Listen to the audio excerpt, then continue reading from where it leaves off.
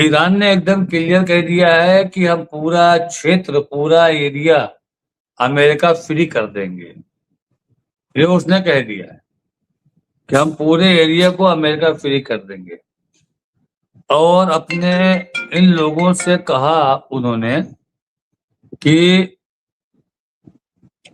हम सभी अपने अरब के दोस्तों से ये इल्तिजा करते हैं कि वो हर तरीके के राब्ते को तोड़ दे अमेरिका से, और अपने यहाँ किसी भी तरह की पनाहगाह न दे।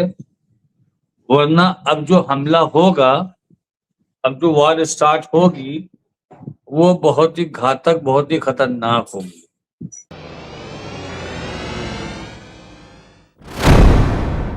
तो क्या चीज आपको लग रही है, क्योंकि ईरान तो मानने वाला है नहीं।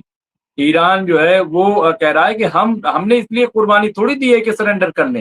अगर यही करना होता तो पहले ही कर लेते, फिर इतनी कुर्बानी देने का क्या मतलब है।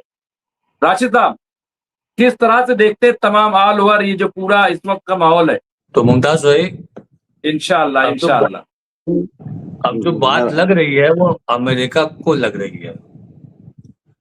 ईरान ने एकदम क्लियर कह दिया है कि हम पूरा क्षेत्र, पूरा एरिया अमेरिका फ्री कर देंगे। ये उसने कह दिया है कि हम पूरे एरिया को अमेरिका फ्री कर देंगे। और अपने इन लोगों से कहा उन्होंने कि हम सभी अपने अरब के दोस्तों से ये इल्तिजा करते हैं कि वो हर तरीके के राब्ते को तोड़ दे अमेरिका से, और अपने यहाँ किसी भी तरह की पनाहगाह न दे। वरना अब जो हमला होगा, अब जो वॉर स्टार्ट होगी, वो बहुत ही घातक, बहुत ही खतरनाक होगी। अब आप ये जो इनके सेंटेंस हैं वो आप गौर करिए कि अब जो हमला होगा, अब जो वॉर होगी, वो बहुत ही खतरनाक होगी। इसका मतलब है कि अमेरिका ये माइंडसेट करके बैठा हुआ है, सॉरी ईरान ये माइंडसेट करके बैठा हुआ है कि वॉर होगी, वॉर होगी और खतरनाक होगी। तो वॉर के लिए देखिए, ये निकलने नहीं देगा बाहर। इजराइल अमेरिका को इस जंग से बाहर निकलने नहीं देगा। तो आप ये देखिए, जब वो बाहर निकलने नहीं देगा तो अमेरिका अपने आप को कब तक उलझा के रखेगा। अमेरिका ने कहा कि हम पूरा होर्मुज ब्लॉक किए हुए हैं और ईरान को हम फाइनेंशियली ब्रेक कर देंगे, आर्थिक रूप से तोड़ देंगे, ये उसका कहना था। जबकि पाकिस्तान का जो रास्ता निकाला गया है वो पाकिस्तान तक के लिए ठीक है। मुमताज भाई, मेरी बातों को जरा गौर करिएगा। जो पाकिस्तान का रूट बाई रोड निकाला गया है वो पाकिस्तान तक के लिए ठीक है, लेकिन अगर आप उसके और आगे जाने की कोशिश करेंगे तो फिर दिक्कत हो जाएगी। आधा तेल टैंकर का तो रास्ते में जल जाएगा। उसके टैंक को तो तेल चाहिए, किससे वो चलेगा। तो वो तो ठीक है कि आपने एक रास्ता बना लिया है, आप उसी रास्ते से जा रहे हैं, मगर जो चीजें पानी के जहाज में होती है, लाखों टन क्रूड ऑयल उसमें आता है और एक बार में अच्छी मकदार, अच्छी तादाद में वहां पहुंच जाता है। तो वो चीज हमको नहीं लगता कि टैंकर वो फैसिलिटी दे पाएगा। बाकी पाकिस्तान तक ठीक है, वो भी पाकिस्तान के जो सरहद के 200 किलोमीटर तक की एरिया है, 300 किलोमीटर इतना बहुत है। अभी हम ही लोग रहते हैं इलाहाबाद में और कोई सामान हम लोग को या हम लोग बाय कार जाते हैं इलाहाबाद से दिल्ली, तो मुमताज भाई रास्ते में आगरा स्टॉपेज में तेल हमको भराना मजबूरी है, तो हमको जल्दी जल्दी तेल भराना पड़ता है। वही हाल टैंकर का है।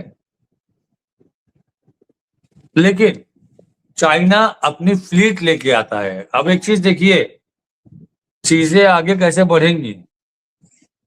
चाइना अपनी फ्लीट लेके आ रहा है और अपना टैंकर लेके जा रहा है। चाइना से कुछ नहीं बोल रहे हैं ये। चाइना को कोई इंटरफेयर नहीं कर रही है, चाइना को नहीं डिस्टर्ब कर रही है, चाइना में लेके जा रहा है।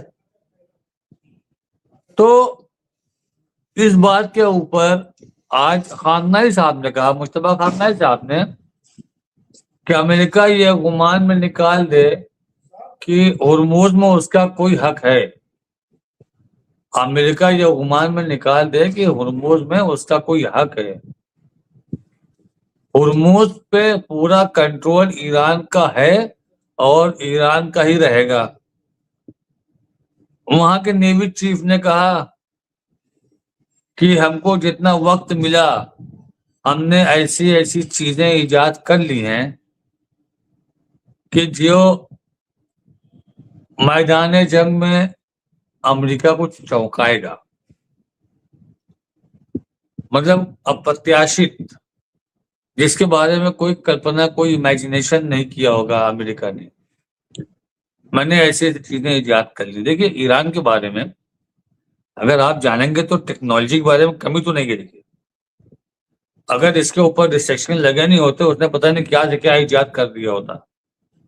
ये मिसाइल जैसी चीजों को इजाद करना, हाइपरसोनिक, क्रूज, समथिंग, कौन कौन सी मिसाइल जो सिर्फ अमेरिका के पास है, वो सब आपने इजाद किया। मजबूरी आपकी, आपकी मजबूरी है। आप क्या करते, आपकी मजबूरी थी, इसलिए आपने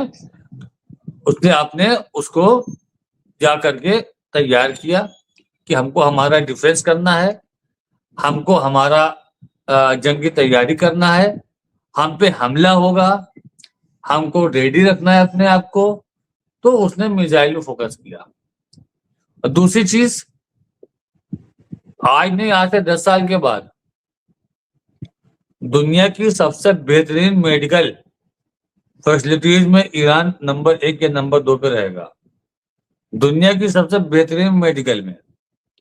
तो जो देश टेक्निकल में इतना आगे आ रहा है, जो देश रिवर्स इंजीनियरिंग करने का एक्सपर्ट है, जो देश मेडिकल में आएगा, तो आप ये देखिए कि उसके ऊपर से जब सैंक्शन हटेंगे तो हमको नहीं लगता है कि उसको, किसी भी नॉर्मल मुल्कों को, नॉर्मल देशों को उसको पकड़ना या उसको रोकना आसान होगा। ऐसा कहीं से भी नहीं लगता है। तो मुमताज भाई, आज की जो सूरत हाल है वो ये है कि अमेरिका खुद अपने देशों में घिरा है।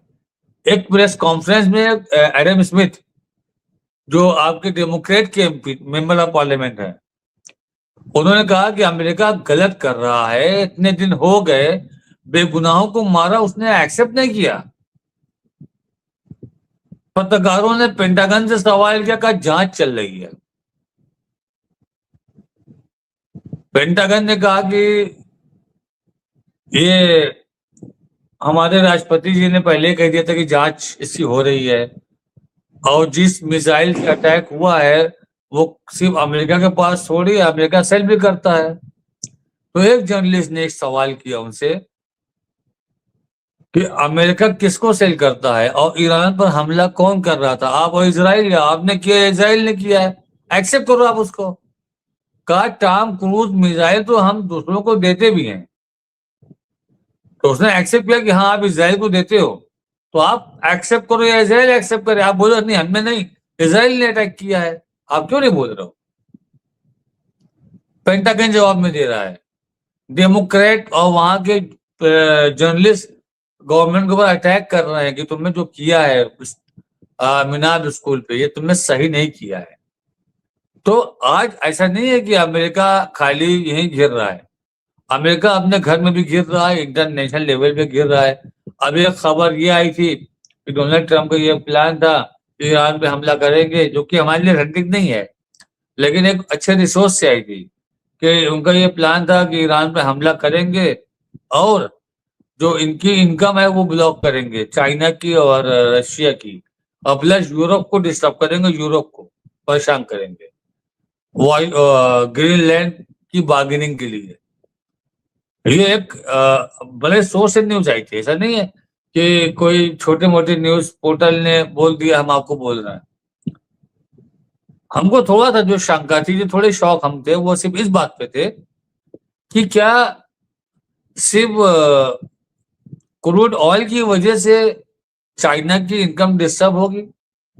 चाइना के पास और से रिसोर्सेज हैं, बहुत सारे, खाली वही नहीं है। और रशिया के पास खुद का भी अपना ऑयल है, उसकी अपनी गैस है जो वो यूरोप को बेचता है।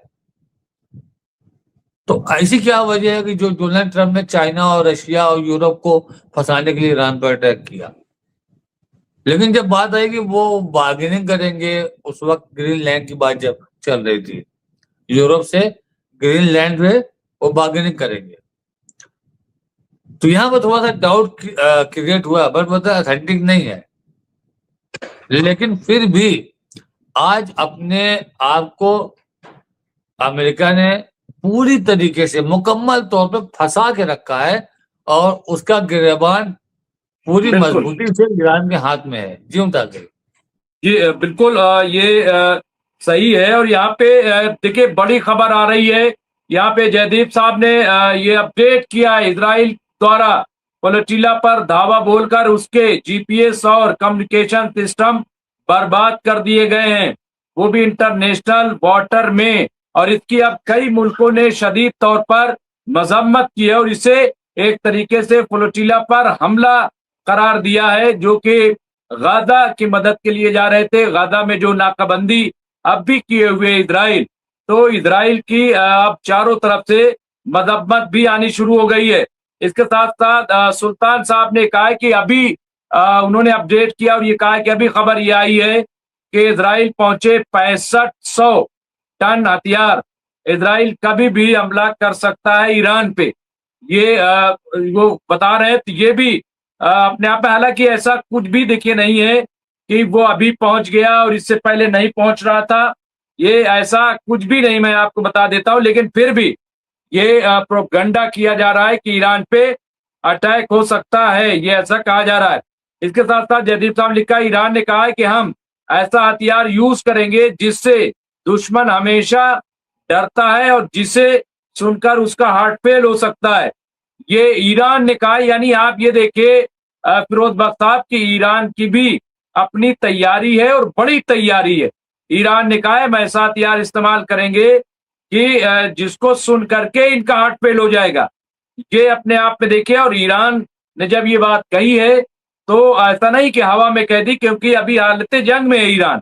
इसके अलावा हसन रिजवी साहब ने कहा यूं समझिए कि रशिया जंग में इंटरवीन कर गया है। तो ये भी अपने आप में एक बड़ी खबर के तौर पे है कि, और हम लोग समझ रहे थे, लेकिन अब वहां पे तो ये खबरें जो है आ रही हैं। और क्रूड ऑयल, यहाँ रेशम बानो ने लिखा है कि रॉयल इंग्लिश रिपोर्ट के मुताबिक क्रूड ऑयल जो है, कच्चा तेल, वो $150